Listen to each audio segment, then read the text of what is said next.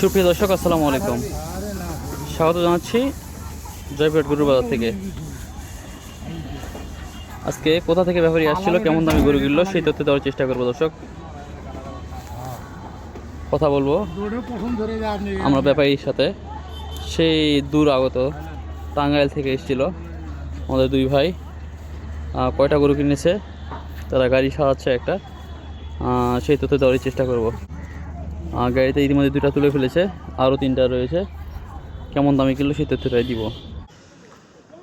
এখানে রয়েছে আরও তিনটা, দুইটা কিনেছে ষাঁড় গরু আর তিনটা কিনেছে গাবি কোয়ালিটি গরু। কেমন দামে কিনলো আমরা সেই তথ্য দেওয়ার চেষ্টা করবো। সালামু আলাইকুম ভাই। ওয়ালাইকুম আসসালাম ভাই, কেমন আছেন? আলহামদুলিল্লাহ ভালো। কোথা থেকে এসেছিলেন, আপনার পরিচয়টা একটু দিবেন ভাই। আসছিলাম ভাই টাঙ্গাইল থেকে, নাগরপুর থানা।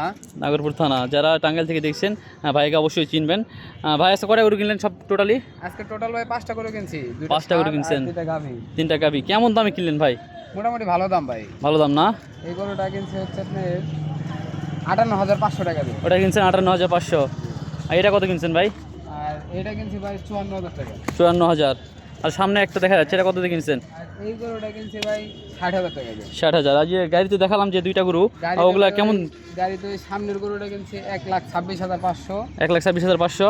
আর পিছনেরটা কিনছি 1,20,500। 1,20,500। আর সব মিলে তো এখানে প্রায় 3 দিন স্টে করলেন।